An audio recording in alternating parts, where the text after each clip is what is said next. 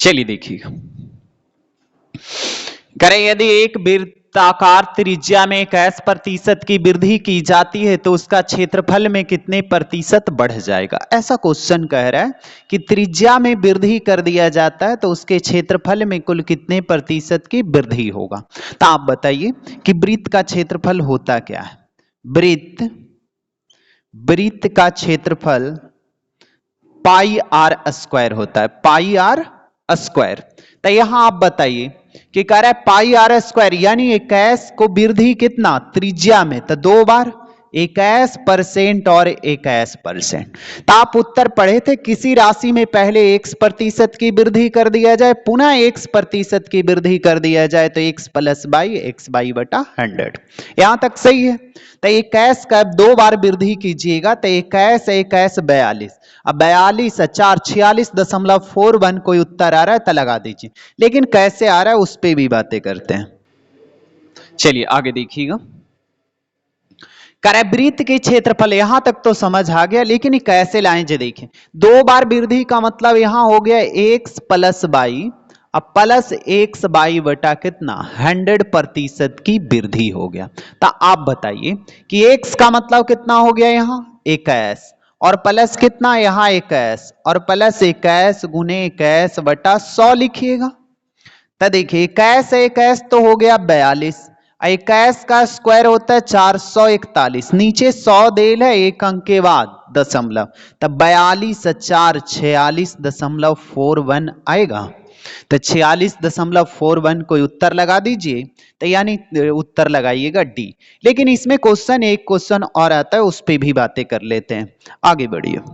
चलिए देखिए, एक आयत, इस क्वेश्चन पे बातें नहीं कर रहे हैं, अलग बातें कर रहे हैं कि एक आयत दिया हुआ रहता तो आयत की ये लंबाई हो गया और ये चौड़ाई हो गई। कह रहे आयत के दे रहता लंबाई में 21% की वृद्धि और चौड़ाई में भी 21% की वृद्धि कर दिया जाए तो आयत का क्षेत्रफल में कितने परसेंट की वृद्धि। तो क्षेत्रफल बराबर होता है एल गुने बी, तो इसमें भी 21% की वृद्धि, इसमें भी 21% की वृद्धि कर दिया। तो कह रहे आयत के क्षेत्रफल में कुल कितने प्रतिशत की वृद्धि कर दिया जाए।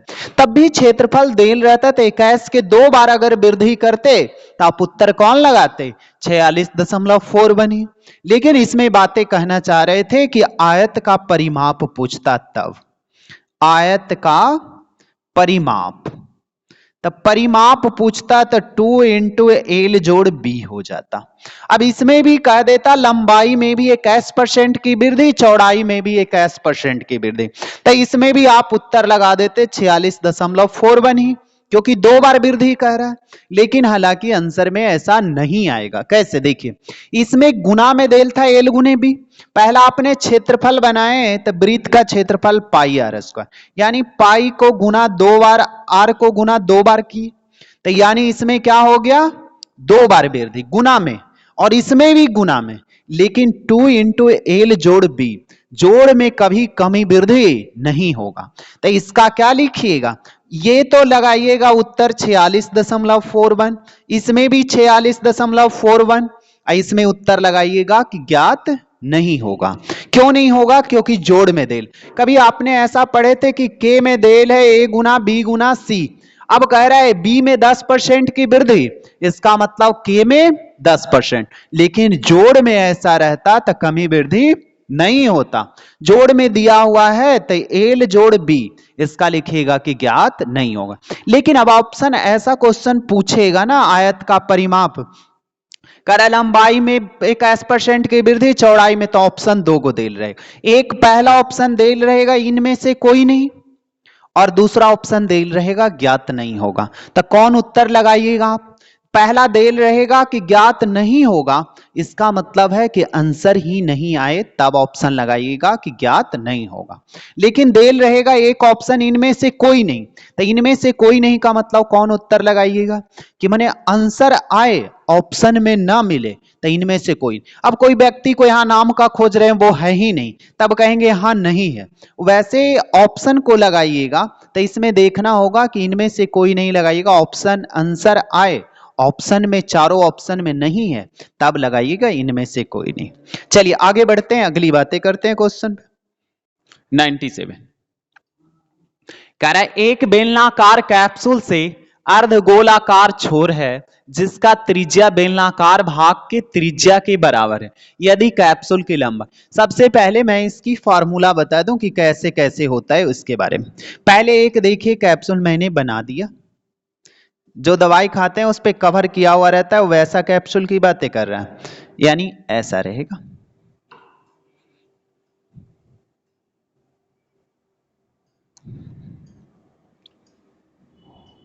ऐसा कैप्सूल बनाया जाएगा। आगे देखिए इसकी लंबाई देल है, जो कितना देल है 40 सेंटीमीटर। अब बताइए कि कह रहा है इसमें कैप्सूल देखिए अर्धगोला यानी दोनों तरफ आधा आधा गोला बनाया गया है, तो दोनों तरफ आधा गोला बनाया गया। तो इसकी बातें करें कि बेलन का कितना होगा, तो बेलन अगर रहता तो बेलन की लंबाई, रुकिए इसको मैं थोड़ी देर के लिए गोल बना दूं, यानी आधा गोला है तो आधा इधर अगर रहता तो ये भी गोल हो जाता और इधर भी रहता तो ये भी गोल हो जाता, तो बीच में होता जो क्या होता केंद्र हो जाता। तो त्रिज्या जितना भी सर्कल से अगर खींचा जाएगा ये क्या होगा त्रिज्या, ये भी त्रिज्या ये भी त्रिज्या पूरा हो जाता तो क्या होता व्यास होता। लेकिन ये यहां से यहां तक क्या हो गया 6 सेंटीमीटर, इधर भी हो जाता 6 सेंटीमीटर तब ना व्यास टोटल 12, इधर भी खींचते तो कितना होता 6 सेंटीमीटर। तो वैसे यहां से कितना 6 सेंटीमीटर किताब लिख रहा है इसमें देखिए करे देखिए त्रिज्या देखिए कैप्सूल की लंबाई 40 है और त्रिज्या कितना है 6 है, तो यानी इधर भी चलते तो 6 आता, इधर भी चलते 6 आता, यानी पूरा सर्कल देल है। अब बताइए कि इसकी लंबाई कितना होगा, जो रेड से इसकी लंबाई, ये पूरी लंबाई टैबलेट की देल है जो कितना देल है 40 सेंटीमीटर। तो 6 सेंटीमीटर आप इधर, बेलन तो यहीं से यहां रहेगा ना, बेलन तो यहां से ही यहां रहेगा ना, तो बेलन यहीं से देल है तो इसकी लंबाई निकालिए, तो 6 6 12 घट गया, 40 में से 12 यानी 28 आ जाता।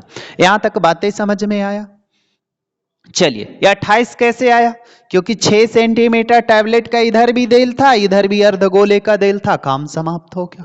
अब इसकी फार्मूला कैसे कैसे जे देखें। पहले अर्धगोले का, तो अर्धगोले का वक्र पृष्ठ का क्षेत्रफल होता क्या है, अर्धगोले का क्षेत्रफल 2 गुने अर्धगोले, 2 गो आधा आधा गोला है तो 2 गुने अर्धगोला, अर्धगोला करे अर्धगोला प्लस कितना ये बेलन के वक्र पृष्ठ यानी 2 पाई आर एच। रुकिए अर्धगोला देल है तो आप बताइए कि आधा आधा गोला अगर जोड़ देंगे तो आधा ये गोला हो गया आधा ये हो गया, पूरा सर्कल हो गया। तो गोले का पृष्ठीय वक्र पृष्ठीय क्षेत्रफल 4 पाई आर स्क्वायर। तो यहां 2 गुने अर्धगोला का लगाइएगा तो क्या लगाते हैं 2 गुने अर्धगोला का क्या होता है 2 पाई आर स्क्वायर, तो दो दो नहीं 4 पाई आर स्क्वायर हो गया। तो आधा को लिखते हैं 2, 2 बार आधा आधा, तो देखिए पूरा यहां भी बन रहा, तो आप पूरे का भी लगा सकते हैं कि आधा इधर यानी 4 पाई आर स्क्वायर। अब वक्र ये बेलन का भी मैं बता देता हूं फार्मूला थोड़ी। बेलन का होता है ये त्रिज्या अगर कुछ भी रहता तो ये गोल का वक्र मतलब किनारा, तो किनारा इसका पूछा जाता वक्र पृष्ठ का, तो इसका क्या वृत्त का परिधि लगा दे, परिधि 2 पाई आर गुने कितना होता है h, ये बेलन का वक्र पृष्ठ का हो। कहीं आयतन पूछ देता तो इसका गोल वृत्त का क्षेत्रफल क्या होता है पाई आर स्क्वायर गुने क्या करते h से गुना कर देते, तो ये क्या हो जाता आयतन हो जाता, ये आयतन का और ये बेलन के वक्र पृष्ठ का क्षेत्रफल, वक्र मतलब किनारा यानी वृत्त का परिधि में h से गुना, क्षेत्रफल आयतन पूछा जाता तो इसके वृत्त का क्षेत्रफल में गुना कर देते h से, और आयतन जैसे ही आता, अच्छा आयतन होगा जो पाई आर स्क्वायर h, और संपूर्ण का बोलता तो ये दोनों सर्कल भी जोड़ देते, काम कंप्लीट हो जाता। चलिए अब बात खत्म हो। अच्छा आयतन में अगर 3 से भागा दे देंगे तो शंकु का आ जाएगा आयतन, लेकिन चलिए आगे पूछा क्या जाए, तो आप इसकी मिटाते हैं, इसको डिलीट करते हैं थोड़ी। चलिए आगे देखिए, अब इसका फार्मूला आधा सर्कल इधर, गोले का पृष्ठीय क्षेत्रफल 4 पाई आर स्क्वायर। अब वक्र मतलब परिधि होता है, तो गोले का परिधि 2 पाई आर गुने कितना एच बेलन का। तो यहां आप पहले यहां कॉमन ले लीजिए, तो देखिए त्रिज्या दोनों का तो सेम रहेगा, तो सेम रहेगा तो आर भी कॉमन ले लीजिए, 2 पाई और आर कॉमन हो, यहां बचा कितना 2r और प्लस कितना h। बस यही फार्मूला होता है कैप्सूल का पृष्ठीय अति क्षेत्रफल, कैप्सूल की सतह का कुल क्षेत्रफल, इतना आप याद रख सकते हैं। अब इसकी वैल्यू रखिए, उत्तर आ रहा होगा। चलिए यहां रखिए 2 गुने 22/7 गुने 6 इंटू कितना 6 6 दूनी 12, ये 12 कहां से लाए, त्रिज्या यहां 6 देल है, 6 दूनी 12।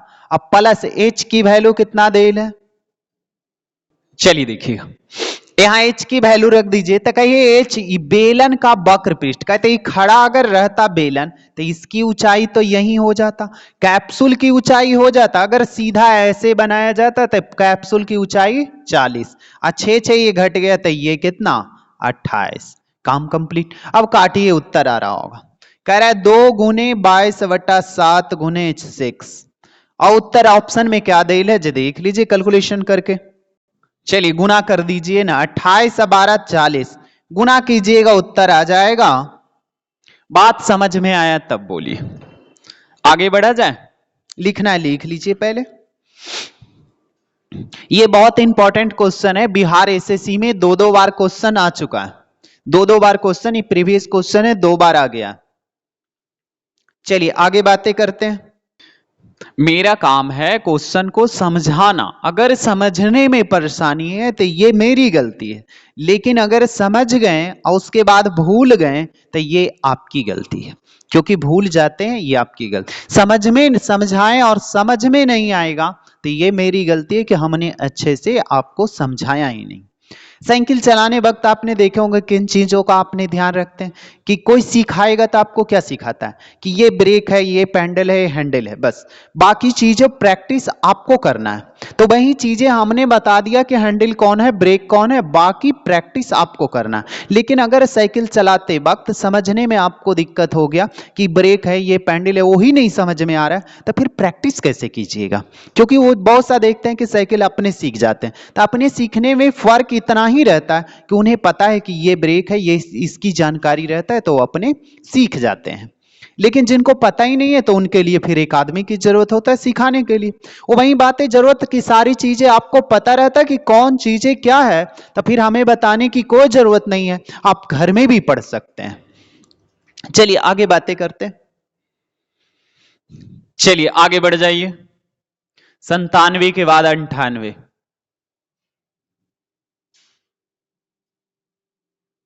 चलिए 98 देखिएगा, आराम आराम से पढ़ते जाए, टेंशन लेने की कोई जरूरत नहीं है, मैं इतनी स्लो पढ़ाऊंगा कि जिसमें आपको समझ आ जाएगा। आपने एक चीजें सुने हैं ना कि फोटो जब खींचते हैं तो स्माइल करने से फोटो अच्छा हो जाता है, तो खुश रह के काम करेंगे तो काम कितना अच्छा होगा, ये सोच के देखिए कि जब फोटो आप खींच रहे हैं तो देख रहे हैं स्माइल करते हैं कि स्माइल कीजिए, तो स्माइल करने, देखिए मेरी भी ये स्माइल करने से फोटो अच्छा आ जाएगा।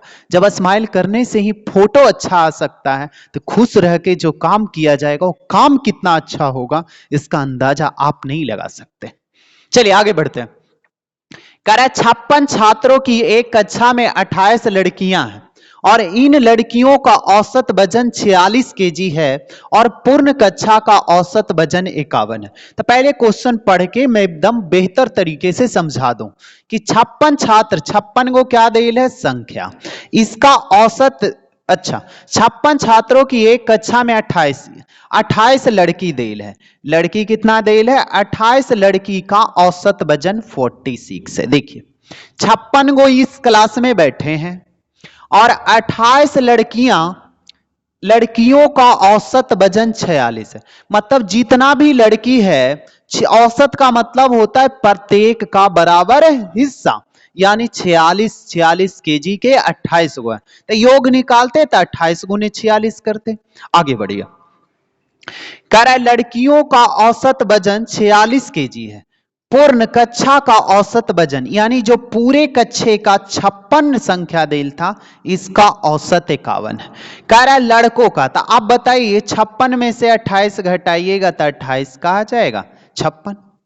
अब बताइए कि ये 28 का निकाले कह रहा है, तो या तो आप गुना करके पहली तरीका ऐसा लगा दीजिए, नहीं बनाने आ रहा है तब, क्योंकि 56 गुने 51 कर दी, ये 56 का निकल गया।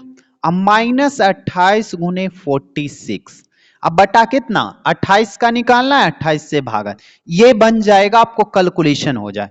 लेकिन मेरे तरीके मेरे हिसाब से बनाइएगा तो देखिए कैसे बन। आप किसी को मान लीजिए, दिख रहा है क्या, नहीं दिख रहा है, 51 मान लीजिए, तो 51 से आगे बढ़िए। हिस्सा 56 आदमी है जिसकी हिस्सा 51 पड़ रहा था, लेकिन मैंने कह रहा हूं कि 46 लेके चला गया, तो हिस्सा से कम लेके जाएगा, फायदा होगा। कितने की फायदा, 46 से 51, 5 की फायदा, तब 5 की फायदा था 28 गुने 5, अब बटा 28 से भागा देंगे 5, तो 51 5 56 कोई उत्तर आ रहा है तो लगा दी, नहीं आएगा तो कैलकुलेशन करके देख लीजिएगा।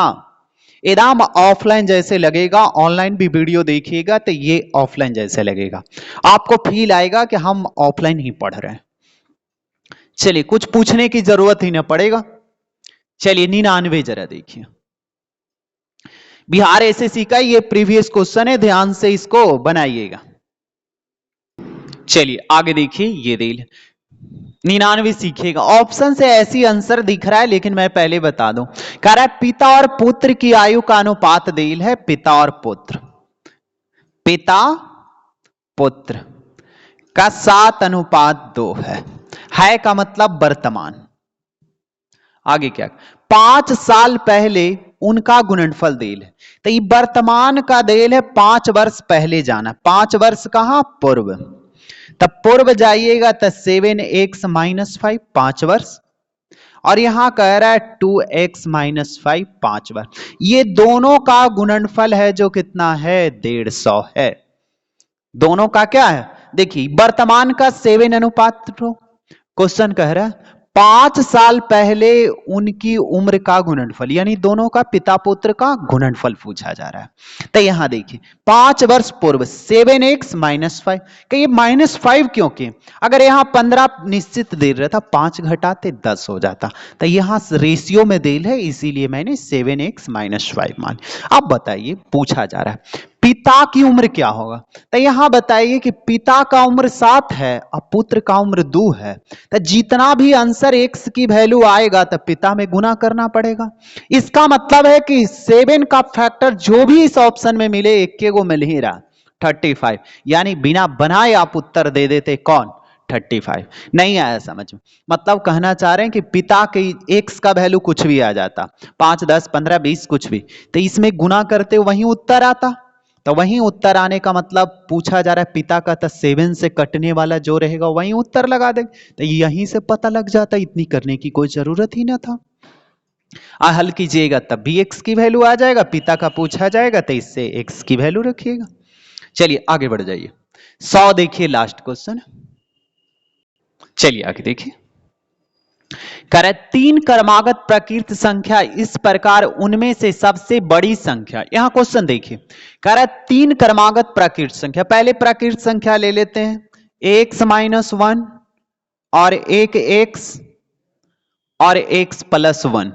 अब बताइए बढ़ते क्रम है कि नहीं, x में से कमा, ये कुछ बड़ा ये कुछ बड़ा, यानी प्राकृत संख्या। आगे पढ़े, इनमें सबसे बड़ी संख्या का वर्ग, इनमें कर सबसे बड़ी संख्या का वर्ग, तो सबसे बड़ा कितना है x + 1 का वर्ग, सबसे बड़ी संख्या का वर्ग, कर अन्य दो के, तो यानी अन्य दो तो यही बचा, दोनों के गुणनफल से 19 अधिक है, तो x - 1 और x गुणनफल से 19 अधिक है, ऐसा क्वेश्चन कह रहा है। फिर से देखिए, कह रहा है सबसे बड़ी संख्या का वर्ग, सबसे बड़ी संख्या देल है x + 1, कह रहा है अन्य दो के गुणनफल, तो दोनों का, ये दोनों का क्या हो गया मल्टीपल, से 19 अधिक है। बस x की वैल्यू ला दीजिए, वही उत्तर है, या x का वैल्यू रख भी सकते हैं।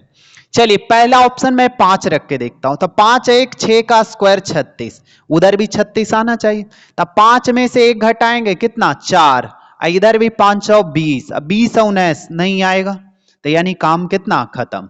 6 रख के देखिए, तो 6 यहां रखते हैं, 6 1 7 का स्क्वायर कितना 49, अब 6 में से 1 गया 5 और 6 कितना 6 पचे 30 और 19 49, यानी क्या है सही है। उत्तर कौन लगा दीजिएगा बी। यानी ये पार्ट आपको समाप्त हो गया। मैं थंबनेल पे लगा दूंगा कि पार्ट 2 का है। ये क्वेश्चन बच गया था, इसीलिए मुझे 5-6 क्वेश्चन का बिहार एसएससी में पूछा हुआ क्वेश्चन था, अच्छे अच्छे क्वेश्चन, इसीलिए हमको इसको वीडियो बनाना पड़ा।